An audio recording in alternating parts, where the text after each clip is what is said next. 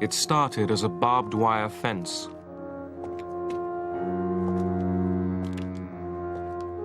Dividing a city.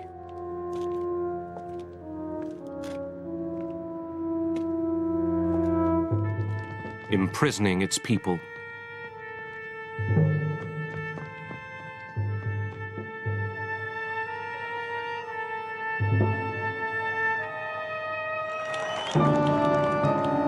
The very image of the Cold War, the Berlin Wall.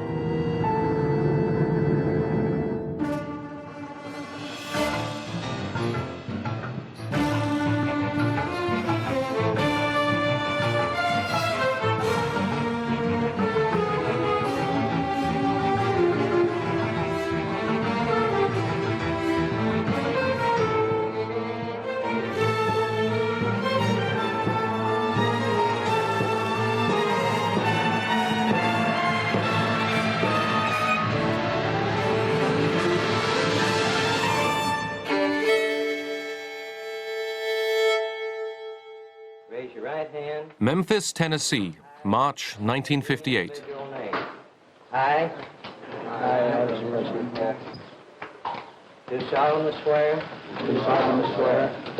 that I will bear true faith and allegiance to the United States of America. Give us a room with a view of the beautiful Rhine. Elvis Presley hits West Germany. The well-known guitarist has come to bolster NATO forces, in particular a 3rd U.S. Armored Division tank unit. I got those hot troop 3 for occupation GI Blue.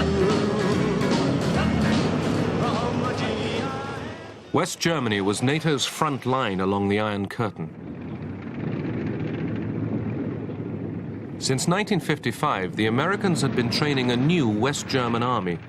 Some thought that could mean a German finger on NATO's nuclear trigger. German rearmament brought back nightmares for many Europeans, above all for the Russians. The new weaponry alarmed East Germany, the German Democratic Republic.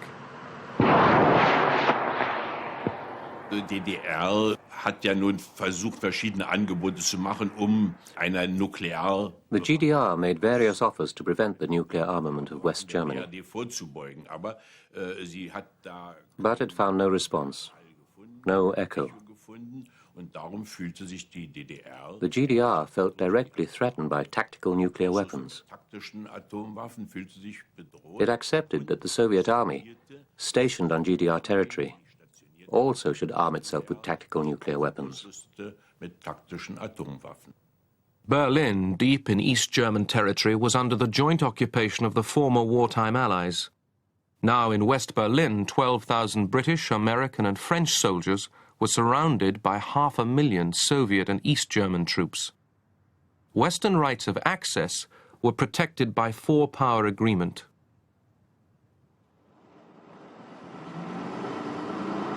Each day, thousands moved freely between the Soviet and Western sectors.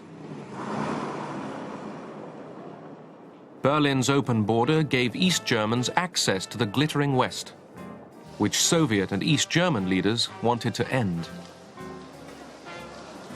West-Berlin immer gefährlicher wurde für die Existenz der DDR und damit auch für die Existenz des Sozialismus. Und daraus West Berlin was becoming increasingly dangerous to the existence of the GDR and the existence of socialism. Khrushchev proposed to create a free city of Berlin with special rights of its own, with its own foreign policy, its own police, and its own symbolic foreign forces. Khrushchev thought that some pressures should be put on the Americans, and the obvious place was West Berlin. So that this was a sort of shock therapy on the part of Khrushchev, I would say. In November 1958, the West rejected Khrushchev's Berlin proposals. Khrushchev now offered East German leader Walter Ulbricht a peace treaty. It threatened Western rights in Berlin. He said that unless agreement were reached, that Berlin would be turned over to the East Germans within 6 months. We regarded that as an ultimatum. Eisenhower felt that the Soviets were doing something that was not really in their interest.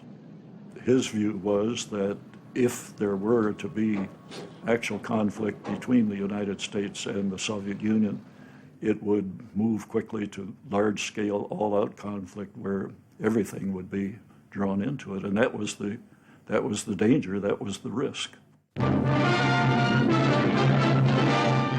A new red threat to West Berlin. Khrushchev's demand that the United States, France, and Britain agree to end the four-power pact governing West Berlin, turning it over to Red East Germany, hints a new and major crisis. The Western powers reacted strongly, affirming their determination to keep the city free. It's an outpost. American Secretary of State John Foster Dulles, seeking common ground for a bargain over Berlin, consulted America's allies. But talks between the West and the Soviet Union led nowhere. The attempt to find a compromise with the Soviets was where we began to get into serious trouble, because any concessions that you made to the Soviets from the Western side would be an erosion of the Western position there. And the Soviets themselves were committed to a situation in Berlin that the Allies could not tolerate. So you were already, there was no possible outcome, a negotiated outcome that was possible. But the talks persuaded Khrushchev to shelve his Berlin ultimatum and head west. He chose the world's largest aircraft for the journey, Soviet-built. In September 1959, Nikita Sergeyevich Khrushchev became the first Soviet leader to visit America.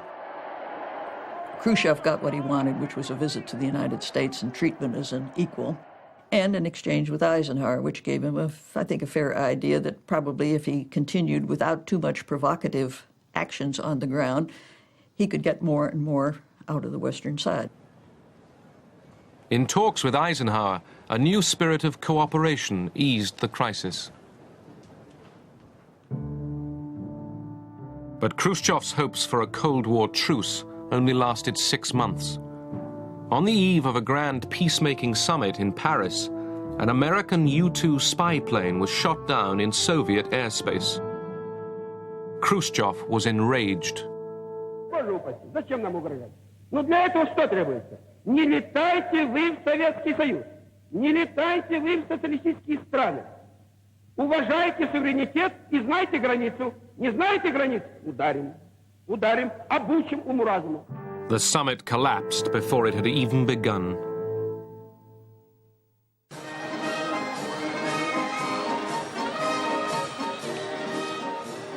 In 1959, East Germany celebrated 10 years of socialist achievement. Walter Ulbricht, party leader, boasted of rapid industrial progress and of a socialist democracy that Germany had never known before.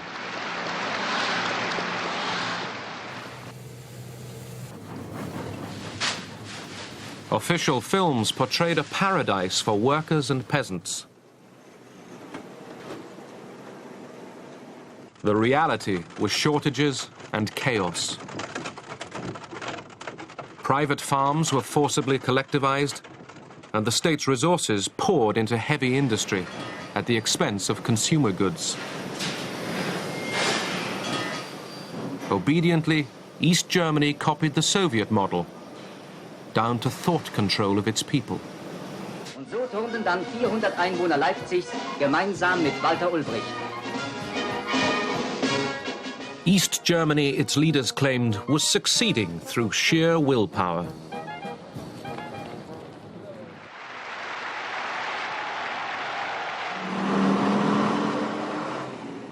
But in spite of hard work and enthusiasm, only Soviet support kept the economy going.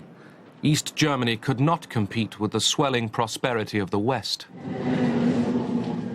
The people in the East looked toward the West with what I might say longing.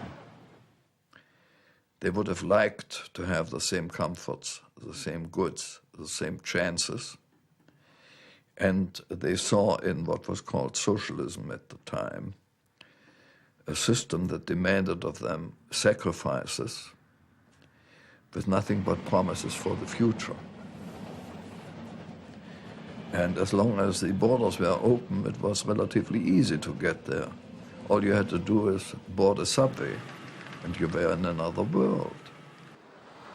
And it was really a crazy system. Imagine you go from socialism, in quotation marks, to capitalism in 2 minutes. Every month, thousands of East Germans fled across the open Berlin border and took refuge in the West. Most refugees were young and skilled. Their departure was bleeding the East German economy to death. Foreman in a plant in the East wouldn't know how many workers he still would have the next day because part of his working force had left him, had left the East, had left the system in order to go over there. And of course, in West Germany, they made every effort that people who came from the East would get jobs and would get comfortable existence. As his people drained away, Ulbricht became anxious. He urged Khrushchev to recognize East Germany as a sovereign state with control over its own borders. Khrushchev, outwardly sympathetic, played for time. Diese Idee eines separaten Friedens mit der DDR wurde mehr lanciert von Ulbricht. The idea of a separate peace treaty with the GDR was put forward mainly by Ulbricht, who wanted to bind the GDR into fixed treaties and link it politically with other countries. But Khrushchev argued that a separate peace treaty would intensify the Cold War. Den Kalten Krieg nicht entschärft, sondern im Gegenteil verschärft. Ulbricht argued that there could be no lasting peace in Europe until both German states, East and West, were recognized. But Moscow was in no hurry. The German question must wait until after the American presidential election.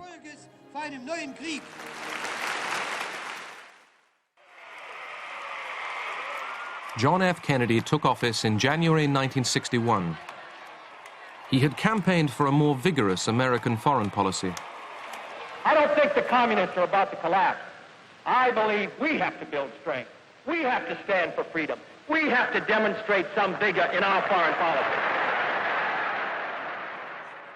Kennedy agreed to meet Khrushchev at Vienna in June 1961. The president arrived bruised.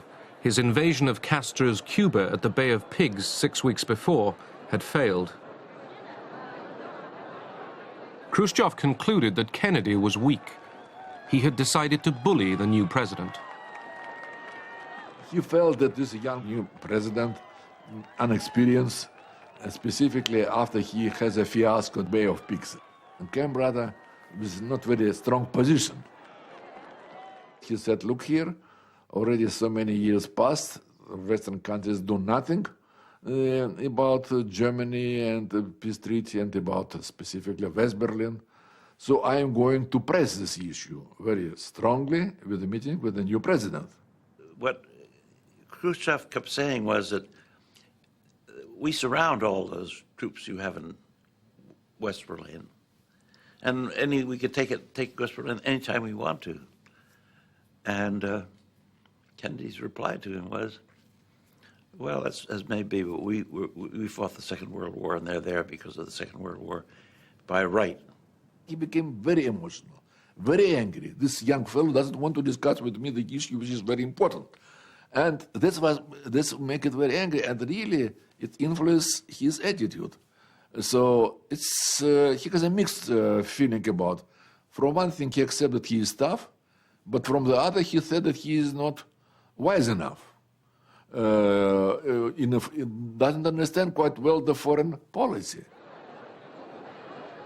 The meeting was unproductive, and the longer it went on, the more that became apparent. It was difficult. It was disappointing. it left us with a Berlin crisis that was still active and on which no progress had been made.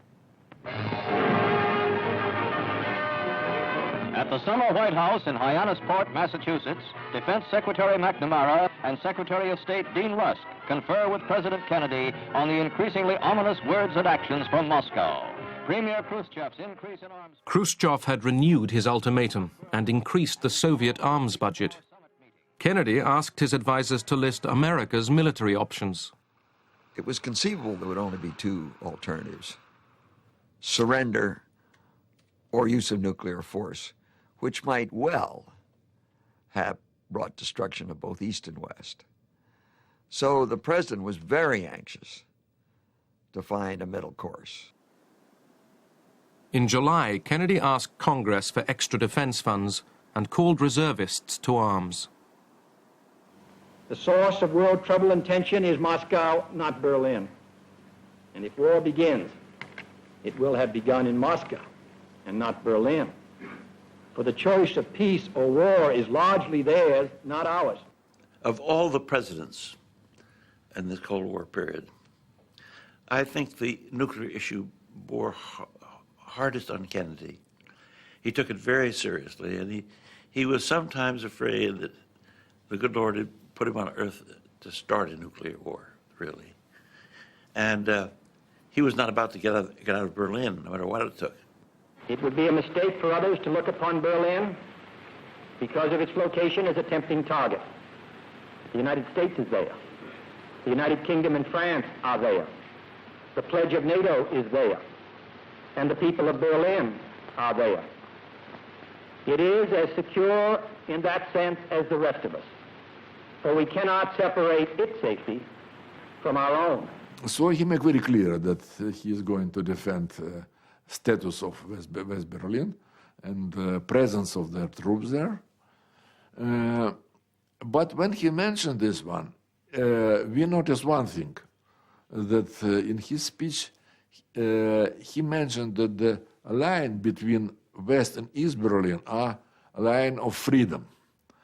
And he didn't say anything about the freedom of the movement across this line, East Berlin and West Berlin. It is a fact that we were not going to fight about what the Soviets did on their side of Berlin, and that it is quite likely that Khrushchev was helped to understand that American position by the July speech.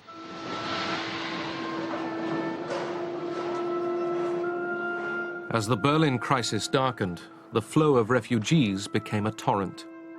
Fear rose that East Germany might collapse, pitching NATO and Soviet forces into conflict. Everybody knew that something is going to happen. Not necessarily only from the atmosphere, but for weeks, thousands and thousands of people have come across. And everybody realized that in some way or another, East Germany will have to react. By July, the East Germans were desperate. They begged the Soviets to let them stem the flow. Заявление Ульбрихта в беседе с нашим послом говорило только о следующем. Ulbricht indicated to our ambassador that they were fed up with the promises we'd given them to sign a peace treaty and take control. Promises which had been made in 1958, 59, 60, and again in 1961. Ulbricht said that all these promises did was to stimulate the population drain. Either we had to act or stop talking about it. East German border controls were intensified. Undetected by Western intelligence, Khrushchev and Ulbricht were planning harsher measures. Sometime later, a reply came back from Moscow. But Nikita Sergeyevich Khrushchev agrees to the closing of the border with West Germany and with West Berlin, and suggests the necessary preparations should be carried out. The National People's Army, the People's Police, the Customs State Security, the Transport Authority were all brought together in the Berlin area. They were put under strict observation, and they were not allowed to telephone their families. They didn't even have a telephone. For 4 to 6 weeks, they worked in total isolation on the preparations. On August the 12th, Soviet and East German forces were mobilized. At 23 hours, we were given our orders, and told that at 24 hours, the border with West Berlin would be closed by military force. All the soldiers were fully armed. The People's Militia had automatic pistols and machine guns, any weapons they could get hold of. By early morning, East German troops were ready, lined up in battle order along the sector border. It was Berlin's last hour as one city. On the morning of Sunday, August 13th, Berliners woke to find a divided city. Teams of workers under armed guards started erecting a barbed wire barrier through the center. Khrushchev, preparing to this event, would have done everything to minimize, or rather to prevent, any military conflict between us and the United States and Western countries. Specifically, Ulbricht was told by Khrushchev 2 days before this was happening that he, Ulbricht, could build this wall, but he should not infringe even an inch of American and Western rights. So we expect very strong reaction, but we didn't expect any military clash between us.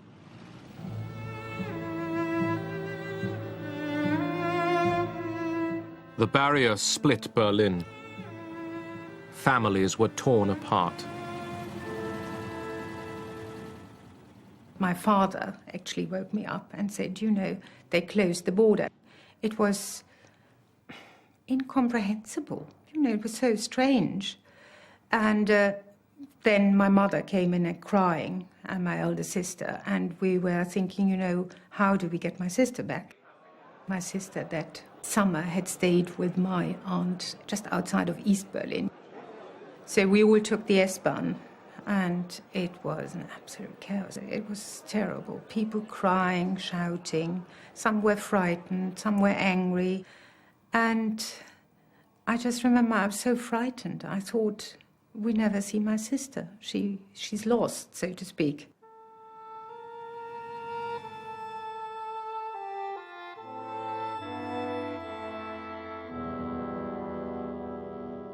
A pitiful old woman timidly walked up the 3 stairs to one of these trapos and said, when is the next train to West Berlin? Because all these people hadn't heard. The first news was at midnight over the East Berlin radio, and these people came to the station thinking they could go to West Berlin.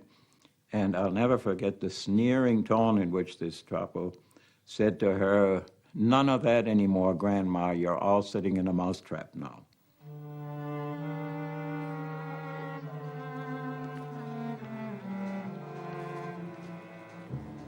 Die Menschen waren ganz anders drüben, haben zwar geschimpft auf uns.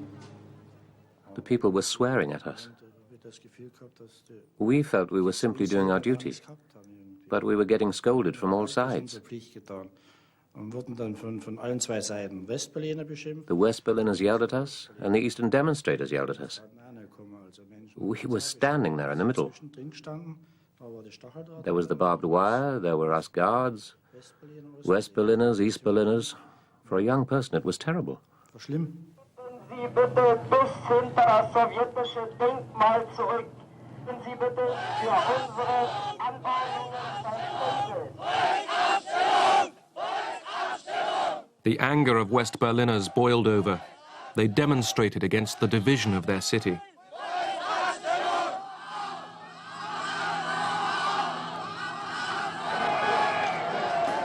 They could not believe that the Western Allies would allow the barriers to remain. The demonstrations continued, but the West offered little protest. Mayor Willy Brandt tried to calm the crowds. He feared bloodshed if they attacked the barriers. The Allies were unsure how to react. Western rights had not been challenged. Erstmal waren wir wütend. Dann waren wir enttäuscht. We were outraged. Der Bürgermeister hatte nicht mal geschafft, and also disappointed. Die Kommandanten dazu zu bewegen.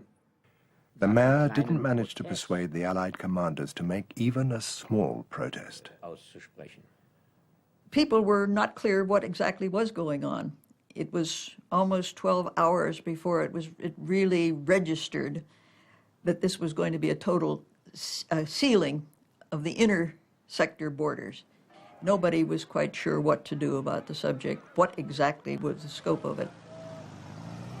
The focus of all of the planners had been on the threat, the possible necessity of having to take military action to block a Soviet move on Berlin. And here suddenly everybody was relieved to find out that the Soviets had found a way to resolve their problem with the refugees in a way that did not affect Allied rights. For the Allies, the closed border stabilized the tense Berlin situation. It was ordinary Berliners and their families who paid the price. In East Berlin, one soldier saw his last chance to escape. Dann war die 14 Uhr, habe ich meine Gruppe eingeteilt. At 2 o'clock, I assigned tasks to my soldiers. I was in front and I spread the others out so that it wouldn't look suspicious. Nobody noticed anything.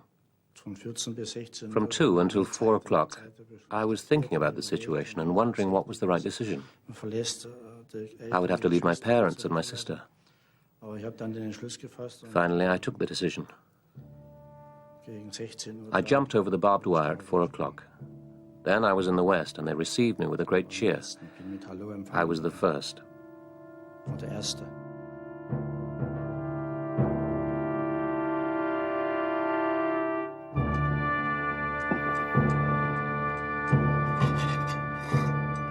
3 days later, concrete blocks began to replace the barbed wire.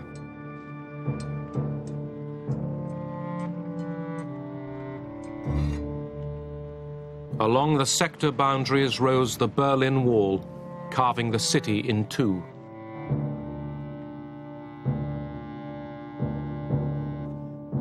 In West Berlin, morale was low. Confidence in Allied protection crumbled.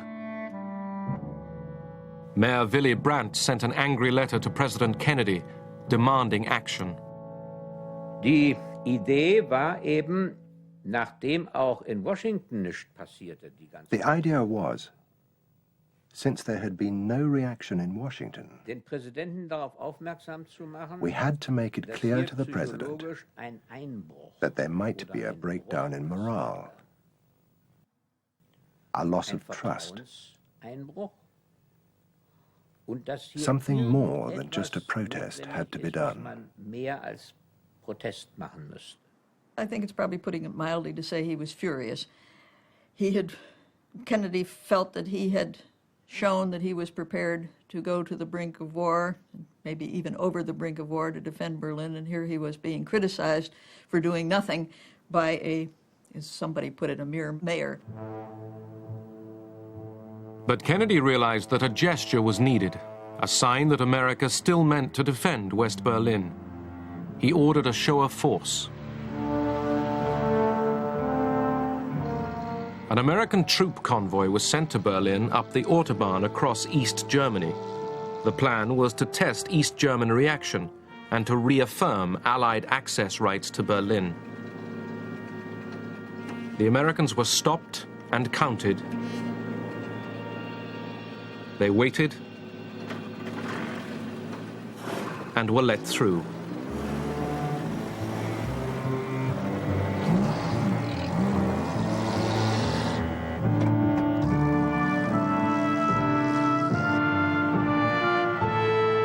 The troops arrived safely.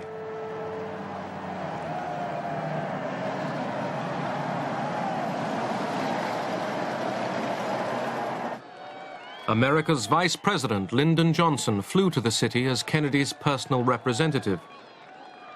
He was accompanied by General Lucius Clay, hero of the Berlin airlift. Johnson brought a message from President Kennedy. He wants you to know that the pledge he has given to the freedom of West Berlin and to the rights of Western access to Berlin is firm.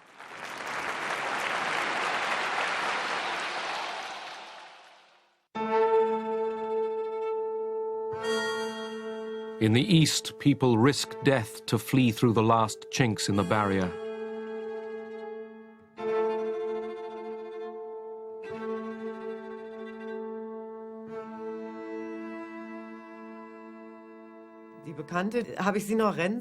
All of a sudden, I saw my friend running, and I said to myself, oh my God, you're not going to make it. And I couldn't run. I turned into a pillar of salt. And an elderly woman said to me, go girl, run too. You're still young, run. So I just started running.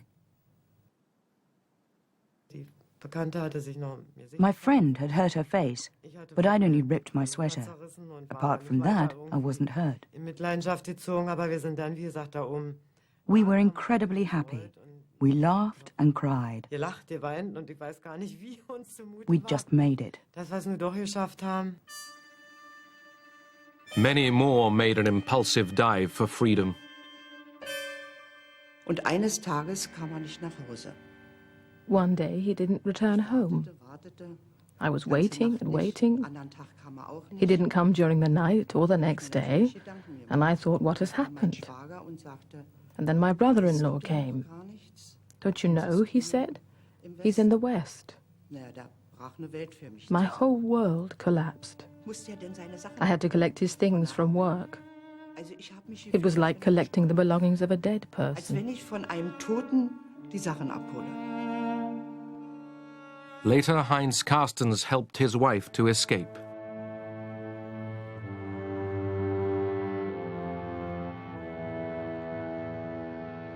Where the border ran down the middle of the street, windows overlooked the west.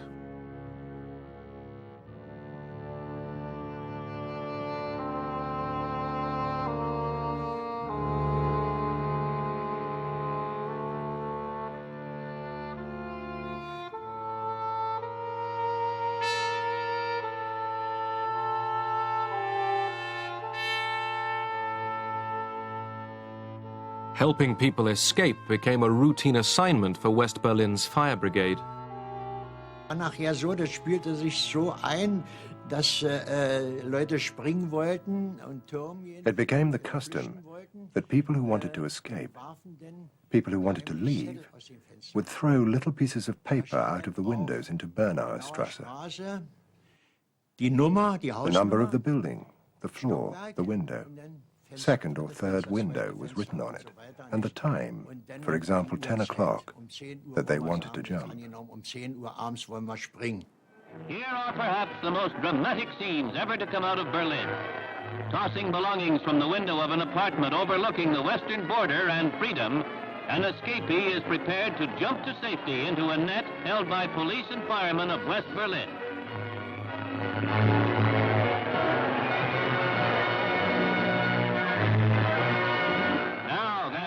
A rescue episode that is even more extraordinary. An attempt is being made by sympathetic Germans to assure the escape of a brave woman. While communist police try to pull her back through the window, below there is freedom's grip. A blood-chilling sequence that the News of the Day camera follows to its dramatic conclusion.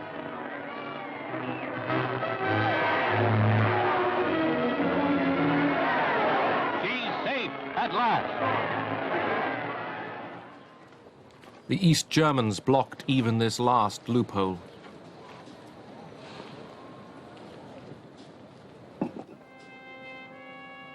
People swam lakes and canals, clung under trains, hid in cars, climbed barriers under fire. Hundreds failed. Many died.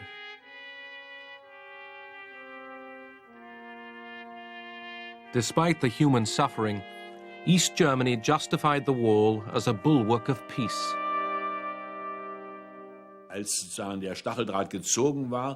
When the barbed wire was put up, the main argument was that peace had been saved. It wasn't a question of domestic difficulties. Ulbricht drew a veil of silence over the economic problems. They talked always of the anti-fascist barrier. That's how it was officially described, the protective bulwark. They did it as a necessity. And I thought, what kind of system is it that can only exist by keeping them with force in their own bailiwick? And the wall was the actual symbol of a defeat, of inferiority.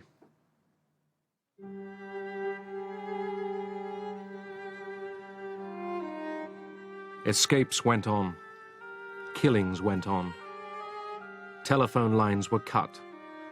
Now the two cities could no longer talk.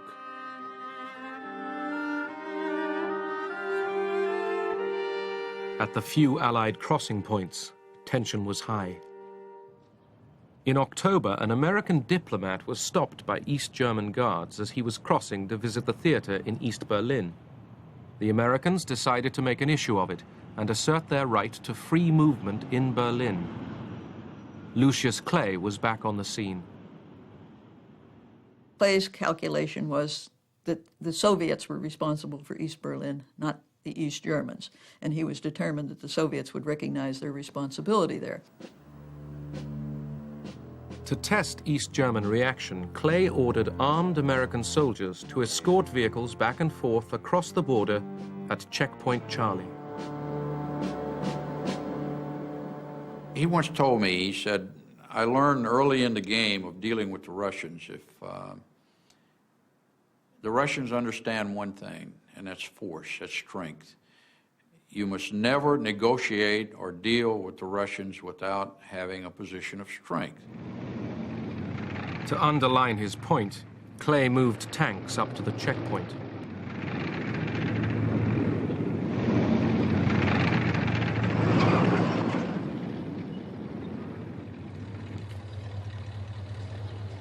The Russians brought up their tanks and guns.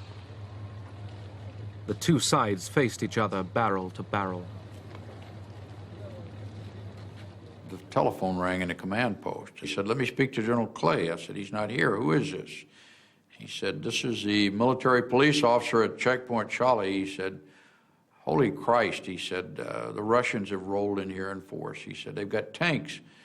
He said, the balloon's getting ready to go up. He said, the defecation is about to hit the fan. The situation was dangerous.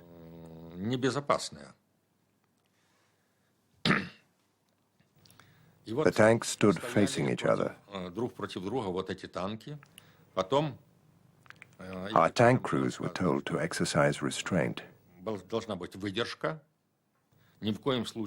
give no grounds for provocation.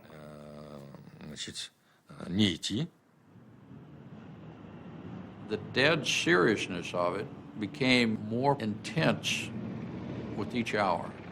The Western forces went on alert, Strategic Air Command went on alert, NATO went on alert, troops were being cranked up around the world,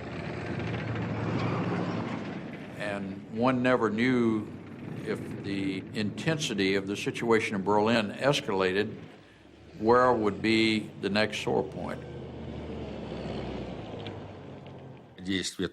Khrushchev ordered the commander of Soviet troops in Germany that if the West used force, they should respond with force.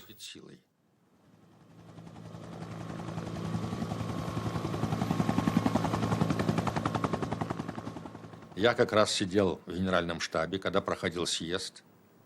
I had a phone by one ear receiving information from Soviet military headquarters in Germany. The other phone was connected to the Kremlin. As soon as I got the information, I reported to the Kremlin what was happening at Friedrichstrasse. President Kennedy had sent a message to Khrushchev through a new private channel that had been established only a month earlier for a back channel between the White House and Khrushchev, and that President Kennedy had asked Khrushchev to take the first move. The Americans sent a message. It said, in order for us to move our tanks without losing face, you should move your tanks back to a certain distance. Our tanks stood 200 meters from the Americans. The lead Soviet tank cranked up his engine and backed up some 5 or 10 meters, and we received instructions to have the American tanks to withdraw exactly the same distance. It wasn't a good enough reason to start a war. Khrushchev himself said, "We're not unleashing a third world war because of Berlin." The Americans realized that too. The soldiers pulled back, but the wall remained. The East Germans built it higher and backed it with fences, tripwires, and tank traps.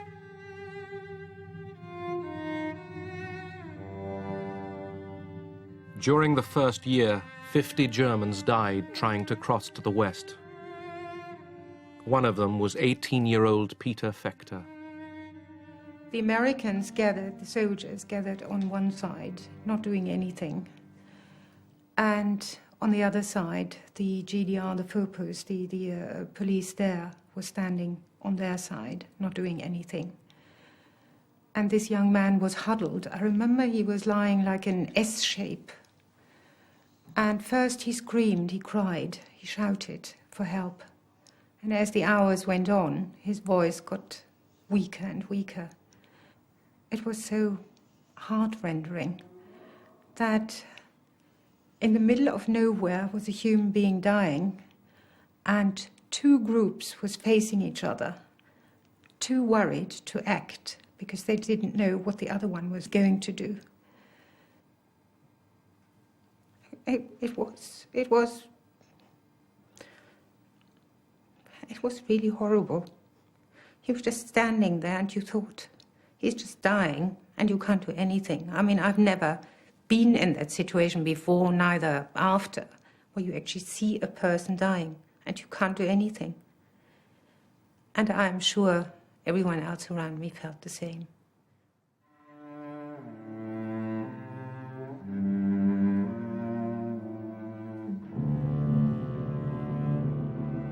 The wall was the supreme symbol of the Cold War's cruelty and Europe's division. Its message was a bitter one. Whatever happened beyond that line, the West might lament, but would not interfere. The wall was a way out, really, for Khrushchev.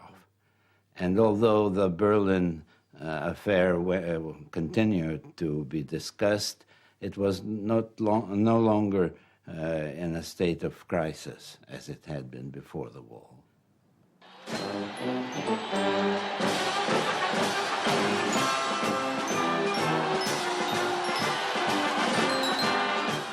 In 1963, President Kennedy visited West Berlin.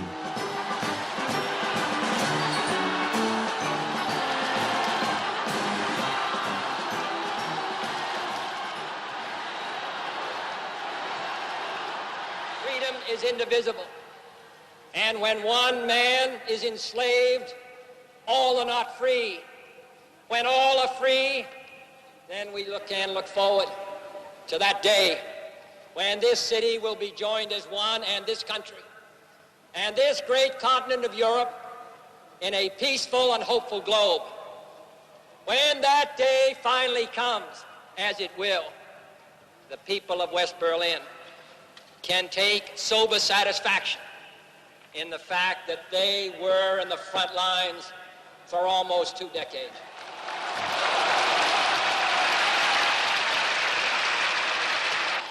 All free men, wherever they may live, are citizens of Berlin. And therefore, as a free man, I take pride in the words, Ich bin ein Berliner.